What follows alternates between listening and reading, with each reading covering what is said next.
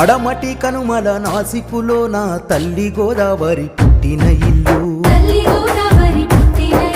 బాస చేసి బాసర వద్ద ఆదిలాబాదులు అడుగుపెట్టినది ఆహ సేతులు జాపి కిన్నెర సాని ఎత్తుకొని ఎగరేసింది